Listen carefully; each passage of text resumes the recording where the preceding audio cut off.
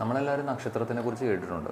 നക്ഷത്രം എന്ന് പറയുന്നത് എന്താ? നക്ഷത്രം എന്ന് പറയുന്നത് ഒരാൾ ജനിക്കുമ്പോൾ അയാളുടെ ചന്ദ്രൻ എവിടെ നിൽക്കുന്നു അത് അടയാളപ്പെടുത്താനാണ് ഈ നക്ഷത്രം എന്ന് പറയുന്നത്. അപ്പം ഈ ചന്ദ്രൻ എവിടെ നിൽക്കുന്നു, ഏത് നക്ഷത്രത്തിൽ നിൽക്കുന്നു, ആ നക്ഷത്രത്തിന് ഒരു ലോഡ് ഉണ്ടാവും, ഒരു ഗ്രഹം ഉണ്ടാവും, അതിനെ റൂൾ ചെയ്യുന്നൊരു ഗ്രഹം, അല്ലെങ്കിൽ അതിൻ്റെ സിഗ്നിഫിക്കൻസ് ഉള്ള, അല്ലെങ്കിൽ അതിനെ റെപ്രസെൻറ്റ് ചെയ്യുന്നൊരു ഗ്രഹം. ആ ഗ്രഹത്തിൻ്റെ ദശയാണ് നമുക്ക് തുടങ്ങുന്നത്, നമ്മുടെ ജീവിതത്തിൽ ആരംഭിക്കുന്നത്. അതായത് ചന്ദ്രൻ ഒരാളുടെ അശ്വതി നക്ഷത്രത്തിലോ മകത്തിലോ ഒക്കെ പോയി നിൽക്കുകയാണെങ്കിൽ ആ നക്ഷത്രത്തിനെ റെപ്രസെൻറ്റ് ചെയ്യുന്നത് കേതു എന്ന് പറഞ്ഞ പ്ലാനറ്റാണ്. അപ്പോൾ ഇയാളുടെ ജീവിതത്തിലെ ആദ്യത്തെ ദശ, ആദ്യത്തെ സമയം എന്ന് പറയുന്നത് കേതുർദശ തൊട്ട് തുടങ്ങും. ഈ നമുക്കറിയാം ആത്മാവിന് ജനന മരണങ്ങളൊന്നുമില്ല, അത് നിത്യമാണ്, അജമാണ്. പക്ഷെ മനസ്സ് അങ്ങനെയല്ല. മനസ്സ് നിത്യമായി പുനർജനിക്കുന്നു എന്ന് വേണം പറയാൻ. കാര്യം നമ്മുടെ ജീവിതത്തിലെ ആഗ്രഹങ്ങളാണ് നമ്മളുടെ പുനർജന്മത്തിന് കാരണമാകുന്നത് പോലും. അപ്പോൾ ഈ ജന്മത്തിലെ പൂർത്തിയാവാത്ത ആഗ്രഹങ്ങൾ ഒരു പക്ഷേ പൂർത്തീകരിക്കാൻ വേണ്ടി മനസ്സ് വീണ്ടും വരുന്നു, അല്ലെങ്കിൽ നമ്മൾ ചെയ്ത കർമ്മങ്ങളുടെ ഫലങ്ങൾ അനുഭവിക്കാൻ വേണ്ടി മനസ്സ് വരുന്നു എന്നൊക്കെ പറയാം. ആഗ്രഹം ഒരുതരം കർമ്മമാണ്. ആഗ്രഹിക്കുക എന്ന് പറഞ്ഞ കർമ്മമാണല്ലോ. അപ്പോൾ നമ്മുടെ മനസ്സ് ഒരു പ്രത്യേക രീതിയിലുള്ള അനുഭവങ്ങൾ തിരഞ്ഞെടുക്കുന്നു, അത് അനുഭവിക്കാൻ വേണ്ടി വരുന്നു. അപ്പോൾ നമ്മുടെ ജീവിതത്തിൽ ആരംഭിക്കുന്നത് തന്നെ അത്തരം അനുഭവങ്ങളിൽ നിന്നാണ്. അത് മാത്രമല്ല, ചന്ദ്രൻ എവിടെ നിൽക്കുന്നു, ഏത് നക്ഷത്രത്തിൽ നിൽക്കുന്നു, ആ നക്ഷത്രത്തിൻ്റെ ഒരുപാട് ക്വാളിറ്റീസ്, അതായത് ഗുണമായിക്കോട്ടെ ദോഷമായിക്കോട്ടെ, അതെല്ലാം ആ വ്യക്തിയിൽ കാണും. ആ നക്ഷത്രത്തിൻ്റെ മാത്രമല്ല, ആ നക്ഷത്രം റെപ്രസെൻ്റ് ചെയ്യുന്നൊരു പ്ലാനറ്റ് ഉണ്ടാവുമല്ലോ. ഇപ്പോൾ ഒരാളുടെ ചന്ദ്രൻ നിൽക്കുന്നത് രോഹിണി നക്ഷത്രത്തിലാണെന്ന് വിചാരിക്കാം. ഓക്കെ, അപ്പം രോഹിണിനെ റെപ്രസെൻ്റ് ചെയ്യുന്നത് ചന്ദ്രൻ തന്നെയാണ്. അപ്പോൾ അയാൾ ചന്ദ്രൻ്റെ ക്വാളിറ്റി ആയിരിക്കും. അല്ലെങ്കിൽ ഒരാളുടെ ചന്ദ്രൻ നിൽക്കുന്നത്, അത് രണ്ടും ചന്ദ്രനായിരിക്കും. ചന്ദ്രൻ നിൽക്കുന്നത് അനിഴ നക്ഷത്രത്തിലാണെന്ന് വിചാരിക്കാം. അനിഴ നക്ഷത്രത്തിലാണെങ്കിൽ അനിഴ നക്ഷത്രം എന്ന് പറയുന്നത് ആരുടെയാണ്? ശനിയുടെ നക്ഷത്രമാണ്. അപ്പോൾ ശനി എന്ന് പറയുന്ന പ്ലാനറ്റിൻ്റെ ഒരുപാട് ഗുണധർമ്മങ്ങൾ ഇയാളിൽ നമുക്ക് കാണാൻ കഴിയും. ഈ ആകെ 27 നക്ഷത്രങ്ങളാണ് ഉള്ളതെന്നറിയാലോ. അപ്പോൾ ഇതും കൂടി പറയാം. അതായത് ചന്ദ്രൻ ഇപ്പോൾ ഒരു പ്രത്യേക നക്ഷത്രത്തിൽ നിൽക്കുന്നു, ആ നക്ഷത്രത്തിൻ്റെ ലോഡ് ഏതാണെന്ന് നമുക്ക് മനസ്സിലായി. ആ ലോഡുമായി ബന്ധപ്പെട്ട, അല്ലെങ്കിൽ ആ പ്ലാനറ്റുമായി ബന്ധപ്പെട്ട കാര്യങ്ങൾ ചെയ്യുമ്പോൾ ഇയാളുടെ മനസ്സിന് കൂടുതൽ സുഖം കിട്ടുമെന്ന് വേണം പറയാം. അതായത് ആ നക്ഷത്രത്തിനെ റെപ്രസെൻ്റ് ചെയ്യുന്ന ലോഡിൻ്റെ ഒരുപാട് ഗുണങ്ങൾ ഇയാളിലുണ്ടാവും. ചന്ദ്രൻ മനസ്സാണല്ലോ, ഇയാളുടെ മനസ്സിന് ആ ഗുണങ്ങൾ ഒരുപാടുണ്ടാവും. അതുകൂടാതെ തന്നെ ഇയാളുടെ മനസ്സിന് സന്തോഷം കിട്ടുന്നതും ആ ലോഡ് റെപ്രസെൻ്റ് ചെയ്യുന്ന കാര്യങ്ങൾ ചെയ്യുമ്പോഴായിരിക്കും. അപ്പോൾ ചന്ദ്രൻ പോയിട്ട് പൂരിട്ടാതി നിൽക്കുകയാണെങ്കിൽ അത് വ്യാഴത്തിൻ്റെ നക്ഷത്രമാണ്. അപ്പോൾ വ്യാഴവുമായി ബന്ധപ്പെട്ട കാര്യങ്ങൾ ചെയ്യുമ്പോൾ അത് ചിലപ്പോൾ പഠിപ്പിക്കലാകാം, മറ്റുള്ളവർ ഉപദേശിക്കലാകാം. അങ്ങനെയുള്ള കാര്യങ്ങൾ ചെയ്യുമ്പോൾ ഇയാളുടെ മനസ്സിന് കൂടുതൽ സുഖം കിട്ടും. ഇയാൾ നാച്ചുറലി ഇയാൾക്ക് അതിനോട് താല്പര്യവും കാണും, കാര്യം ചന്ദ്രൻ അവിടെ ആയതുകൊണ്ട്. അപ്പോൾ അതൊന്ന് മനസ്സിലാക്കും. ഈ 27 നക്ഷത്രങ്ങളെയും നമ്മളൊരു നവതാര സിസ്റ്റം എന്ന് പറഞ്ഞ രീതിയിൽ 9 ഭാഗങ്ങളായിട്ട് തിരിക്കുന്നുണ്ട്. അപ്പം അനുജന്മ നക്ഷത്രങ്ങൾ നമ്മളെല്ലാവരും കേട്ടിട്ടുണ്ടാവുമല്ലോ. അതായത് ഇപ്പം അശ്വതി മകം മൂലം, അത് അനുജന്മ നക്ഷത്രങ്ങൾ പറയും. കുറേ സിമിലാരിറ്റീസ് ഉണ്ടാവും നക്ഷത്രങ്ങളിൽ. അതേപോലെ തന്നെ എല്ലാ നക്ഷത്രങ്ങളും അതിനെ 9 ഭാഗമായിട്ട് പറയാം. ഭരണി, പൂരം, പുരാടം എന്നൊക്കെ പറഞ്ഞാൽ ആയില്യം, കേട്ട, രേവതി. അപ്പം ഇത് അനുജന്മ നക്ഷത്രങ്ങളാണ്. അപ്പോൾ ഇങ്ങനെ നമ്മൾ 9 ഭാഗങ്ങളായിട്ട് തിരിക്കുന്നുണ്ട്. അപ്പോൾ ഒരാൾ ജനിക്കുന്ന നക്ഷത്രം ഏതാണോ അതിൻ്റെ അനുജന്മ നക്ഷത്രങ്ങളെയും കൂട്ടിയിട്ട് നമുക്ക് ഒരുമിച്ച് പറയാം.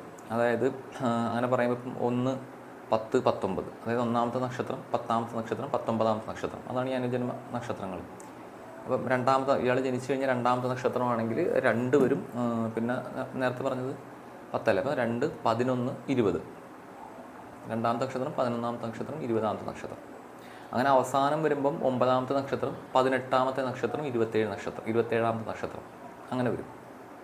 അതിനാണ് നവതാര സിസ്റ്റം എന്ന് പറയുന്നത്. ഇപ്പോൾ 1, 10, 19 ആണെങ്കിൽ നമ്മളതിനെ ജന്മനക്ഷത്രം, അതായത് 1 എന്ന് പറയുന്നത് ജന്മനക്ഷത്രമായി, 10 എന്ന് പറയുന്നതും ഈ പറഞ്ഞ പോലെ 19 എന്ന് പറയുന്നതും അതിൻ്റെ അനുജന്മ നക്ഷത്രങ്ങളായി. അങ്ങനെ 9 നമ്മൾ തിരിക്കുന്നുണ്ട്. അതിൽ നമുക്ക് ഏറ്റവും കൂടുതൽ ബുദ്ധിമുട്ടുണ്ടാക്കുന്നത് ഈ 3ാമത്തെ, അതായത് ജനിച്ചു കഴിഞ്ഞ് 3ാമത്തെ നക്ഷത്രം ഉണ്ടല്ലോ, അതായത് 3, 12, 21 ആ കാറ്റഗറിയിൽ വരുന്ന നക്ഷത്രങ്ങൾ. അത് നമുക്ക് ഒരുപാട് ബുദ്ധിമുട്ടുണ്ടാക്കും. എനിക്ക് തോന്നുന്നു ചിലത് മുന്നാളെന്നൊക്കെ പറയുന്നത് ഇതുകൊണ്ടായിരിക്കാം. വിപത്ത് എന്നാണ് ആ കാറ്റഗറീനെ പറയുന്നത്. അപ്പോൾ ആ നക്ഷത്രങ്ങൾ ആ പേര് കൊണ്ട് തന്നെ, വിപത്ത് എന്ന് പറയുന്ന പേര് കൊണ്ട് തന്നെ സൂചിപ്പിക്കുന്ന പോലെ തന്നെയുള്ള ബുദ്ധിമുട്ടുകൾ നമുക്കുണ്ടാകും. പിന്നെയുള്ളത് ഈ 5ാമത്തെ നക്ഷത്രമാണ്. 5, 14, 23 ആ കാറ്റഗറിയിൽ വരുന്ന നക്ഷത്രങ്ങൾ. അത് നമുക്ക് ഒരുപാട് ബുദ്ധിമുട്ടുകൾ ഉണ്ടാക്കും. അതിനെ പ്രത്യാരി എന്നാണ് പറയാറ്. പ്രത്യാരി എന്ന് പറഞ്ഞ വാക്കിൻ്റെ അർത്ഥം എനിമിറ്റി എന്നൊക്കെയാണ്. അത് നമുക്ക് ഒരുപാട് ബുദ്ധിമുട്ടുണ്ടാകും. പിന്നെ നമുക്ക് ബുദ്ധിമുട്ടുണ്ടാകുന്ന 7ാമത്തെ നക്ഷത്രമാണ്. അപ്പോൾ നേരത്തെ 3 സെറ്റ് പറഞ്ഞു, 5 സെറ്റ് പറഞ്ഞു, പിന്നെയുള്ള 7 സെറ്റ് എന്ന് പറയുമ്പോൾ 7, 16, 25 ആ സെറ്റ് വരും. അപ്പോൾ അതിനെ നമ്മൾ ഡെത്തായിട്ടാണ്, ഡിസ്ട്രക്ഷനായിട്ടാണ് നമ്മൾ അതിനെ പറയുക. നൈധന എന്നാണ് അതിൻ്റെ പേര്. പിന്നെ ഇതുപോലെ തന്നെ ഇതിപ്പം ബുദ്ധിമുട്ടുണ്ടാക്കുന്ന 3 സെറ്റാണ് പറഞ്ഞത്. അതായത് 3ാമത്തെ നക്ഷത്രം അതിൻ്റെ അനുജന്മവും, 5ാമത്തെ അതിൻ്റെ അനുജന്മം, 7ാമത്തെ അതിൻ്റെ അനുജന്മം.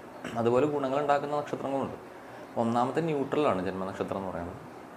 രണ്ടാമത്തെ നക്ഷത്രം അതിൻ്റെ അനുജന്മ നക്ഷത്രങ്ങളും നമുക്ക് സമ്പത്ത് കൊണ്ടുതരുന്ന നക്ഷത്രങ്ങളാണ്, സമ്പത്ത് കൊണ്ടുതരുന്നത്. പിന്നെ 3ാമത്തെ ബുദ്ധിമുട്ടാണ് ഞാൻ പറഞ്ഞു. 4ാമത്തെ എന്ന് പറഞ്ഞാൽ നമുക്ക് 4ഉം അതിൻ്റെ അനുജന്മ നക്ഷത്രങ്ങളും ക്ഷേമം കൊണ്ടുവരുന്ന നക്ഷത്രങ്ങളാണ്. അതേപോലെ 9ാമത്തെ നക്ഷത്രം പറഞ്ഞല്ലോ, 9ഉം 18, 27 അത് അതിമിത്ര നക്ഷത്രങ്ങളാണ്. അതിമിത്രം. അതിന് തൊട്ടുമുമ്പുള്ളത് 8ാമത്തത്. 8ൻ്റെ അനുജന്മ നക്ഷത്രങ്ങളും മിത്ര നക്ഷത്രങ്ങളാണ്. ഓക്കെ. പിന്നെ 6ഉം 6ൻ്റെ അനുജന്മ നക്ഷത്രങ്ങളും അത് സാധക് എന്ന് പറയും, അതായത് സക്സസ് തരുന്ന നക്ഷത്രങ്ങളാണ്.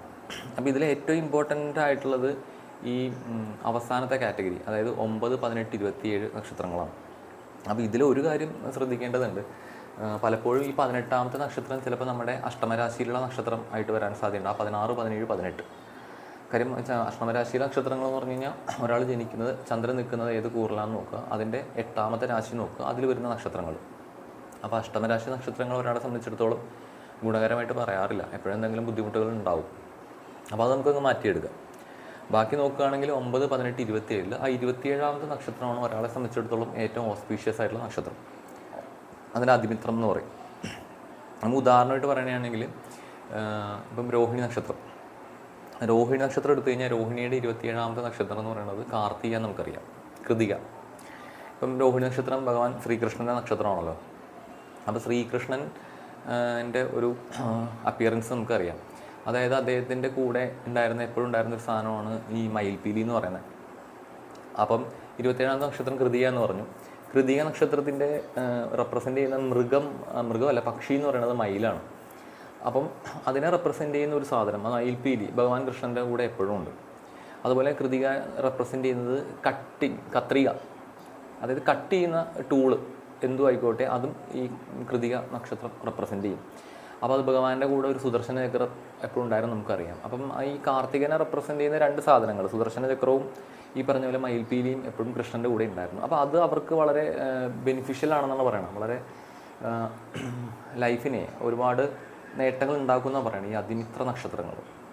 തീർച്ചയായും ജന്മനക്ഷത്രങ്ങളുടേതായ ഒരുപാട് ക്വാളിറ്റീസ് നമ്മൾ കാണിക്കും, നമ്മുടെ മനസ്സിന് സുഖം തരുന്നതും അതാണ്. പക്ഷേ നമ്മൾ മാത്രമല്ലല്ലോ, നമുക്ക് സുഖവും സൗഖ്യവും തരാൻ സഹായിക്കുന്ന മറ്റു ഘടകങ്ങളുണ്ടല്ലോ. അങ്ങനെ ഒരു ഘടകമാണ് ഈ അതിമിത്ര നക്ഷത്രം എന്ന് പറയുന്നത്. അപ്പോൾ നമ്മൾ എന്താ ചെയ്യേണ്ടതെന്ന് വെച്ച് കഴിഞ്ഞാൽ, അതുപോലെ തന്നെ കൃതികനെ റെപ്രസെൻ്റ് ചെയ്യുന്ന ദേവത അഗ്നിയാണ്. അപ്പോൾ ഒരാൾക്ക് ചെയ്യാൻ പറ്റാവുന്ന എന്താണെന്ന് വെച്ച് കഴിഞ്ഞാൽ, അയാളുടെ ജന്മനക്ഷത്രം നോക്കുക, 27ാമത്തെ നക്ഷത്രം, അതായത് തൻ്റെ നക്ഷത്രത്തിന് തൊട്ട് മുമ്പ് വരെ നക്ഷത്രം ഏതാണെന്ന് നോക്കുക. ഇപ്പം എന്താ പറയുക, ഒരു ഉദാഹരണം പറയുകയാണെങ്കിൽ പൂരാടമാണെങ്കിൽ പൂരാടത്തിന് മുമ്പ് വരുന്നത് ഏത് നക്ഷത്രമാണ്? മൂലമല്ലേ. അപ്പം മൂലം നക്ഷത്രം. അപ്പോൾ പൂരാട നക്ഷത്രത്തിലാണ് ഒരാൾ ജനിക്കുന്നതെങ്കിൽ മൂലം നക്ഷത്രം റെപ്രസെൻ്റ് ചെയ്യുന്ന കാര്യങ്ങൾ ലൈഫിൽ കൊണ്ടുവരാൻ ശ്രമിക്കുക. അത് ഗുണം ചെയ്യും. അതായത് അതിനെ റെപ്രസെൻ്റ് ചെയ്യുന്ന ഇപ്പം എന്തെങ്കിലും ആയിക്കോട്ടെ, അതിനെ പ്രതിനിധീകരിക്കുന്ന കാര്യങ്ങൾ നമ്മൾ ജോലി ചെയ്യുന്ന സ്ഥലത്തോ അല്ലെങ്കിൽ നമ്മൾ ജീവിക്കുന്ന സ്ഥലത്തോ അല്ലെങ്കിൽ നമ്മുടെ നിത്യോപയോഗ വസ്തുക്കളിലോ ഉൾപ്പെടുത്താൻ ശ്രമിക്കുക. അപ്പോൾ അത് അയാൾക്ക് കൂടുതൽ ബെനിഫിഷ്യൽ ആയിരിക്കും എന്ന് പറയുന്നു. അപ്പോൾ നമുക്ക് ചെയ്യാവുന്നത് അതൊന്നും. രണ്ടാമത്, ഇത് ജന്മനക്ഷത്രത്തിന് മാത്രമല്ല, ഇപ്പം നമ്മുടെ ഒരാളുടെ 10ാം ഭാവാധിപൻ ശനിയാണെന്ന് വിചാരിക്കുക. ഓക്കെ, ശനി പോയിട്ട് നിൽക്കുന്ന നക്ഷത്രം നോക്കുക. ആ നിൽക്കുന്ന നക്ഷത്രം ഇപ്പോൾ പൂരുരുട്ടാതിയിൽ പോയി ശനി നിൽക്കുന്നു എന്ന് വിചാരിക്കാം. അപ്പോൾ പൂരുരുട്ടാതി ആരുടെ നക്ഷത്രമാണ്? വ്യാഴത്തിൻ്റെ നക്ഷത്രമാണ്.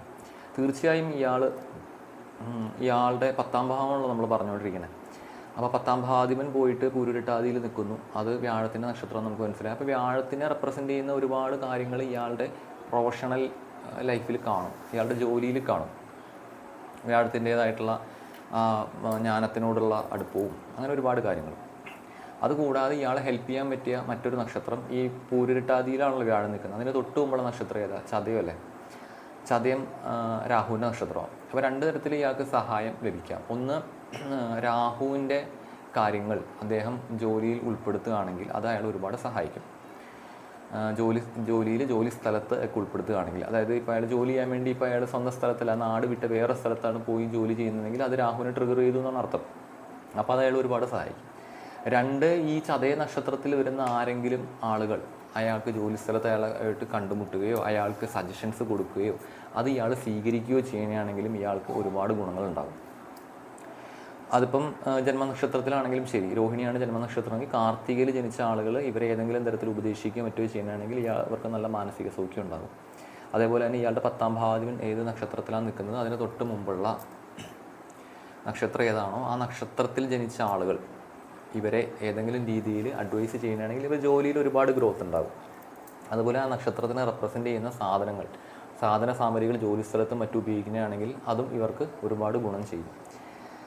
അത് എന്തും ആയിക്കോട്ടെ. ഇപ്പോൾ അല്ലെങ്കിൽ അതിനെ റെപ്രസെൻ്റ് ചെയ്യുന്ന ദേവത, ആ ദേവതേനെ നമ്മൾ ഏതെങ്കിലും രീതിയിൽ ധ്യാനിക്കുകയോ ഉപാസിക്കുകയോ സ്തുതിക്കുകയോ ഒക്കെ ചെയ്യുന്നതും ഇവർക്ക് ഒരുപാട് ഗുണം ചെയ്യും. അതായത് കരിയറിൽ ഒരുപാട് ഗ്രോത്ത് ഉണ്ടാകും.